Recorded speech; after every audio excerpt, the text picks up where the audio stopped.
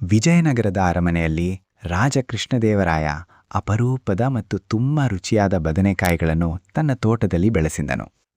ಆ ಬದನೆಕಾಯಿಗಳು ಎಷ್ಟು ವಿಶೇಷವಾಗಿದ್ದವೆಯೋ ರಾಜನು ಯಾರಿಗೂ ಅದನ್ನು ತಿನ್ನಲು ಅವಕಾಶ ಕೊಡುತ್ತಿರಲಿಲ್ಲ.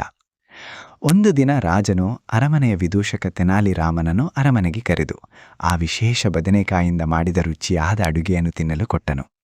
ಅದರ ರುಚಿ ಎಷ್ಟೋ ಚೆನ್ನಾಗಿತ್ತು. ರಾಮನಿಗೆ ಅದು ತುಂಬ ಇಷ್ಟವಾಯಿತು. ಮನೆಗೆ ಬಂದ ರಾಮನು ಆ ಅಡುಗೆಯ ಬಗ್ಗೆ ತನ್ನ ಹೆಂಡತಿಗೆ ಹೇಳಿದನು. ಅವಳು ಕೂಡ ಆ ಬದನೆಕಾಯಿ ತಿನ್ನಬೇಕು ಎಂದು ಹಠ ಹಿಡಿದಳು.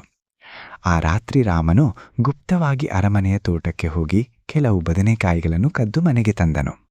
ಅವನ ಹೆಂಡತಿ ಅದರಿಂದ ರುಚಿಯಾದ ಅಡುಗೆ ಮಾಡಿ ಎಲ್ಲರೂ ತಿಂದರು.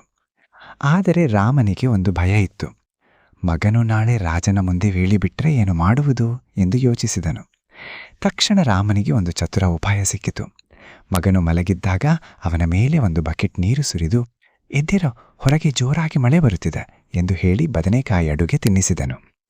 ಮರುದಿನ ತೋಟದಲ್ಲಿ ಬದನೆಕಾಯಿ ಕಳ್ಳತನವಾಗಿರುವುದು ರಾಜನಿಗೆ ತಿಳಿಯಿತು. ಅನುಮಾನದಿಂದ ರಾಜನು ರಾಮನ ಮಗನನ್ನು ಕರೆದು ಕೇಳಿದನು. ಮಗನು ಹೇಳಿದನು, ಹೌದು ಮಹಾರಾಜನೇ, ರಾತ್ರಿ ಮಳೆ ಬರುತ್ತಿದ್ದಾಗ ಅಪ್ಪ ಬದನೆಕಾಯಿ ಅಡುಗೆ ತಂದಿದ್ದರು. ಆದರೆ ಆ ರಾತ್ರಿ ಮಳೆಯೇ ಬಂದಿರಲಿಲ್ಲ. ರಾಜನು ಮಗುವಿಗೆ ತಪ್ಪು ಭ್ರಮೆಯಾಗಿದೆ ಎಂದುಕೊಂಡು ರಾಮನನ್ನು ಬಿಡಿಸಿದನು. ಹೀಗೆ ತೆನಾಲಿ ರಾಮ ತನ್ನ ಚಾತುರ್ಯದಿಂದ ಅಪಾಯದಿಂದ ಪಾರಾದನು.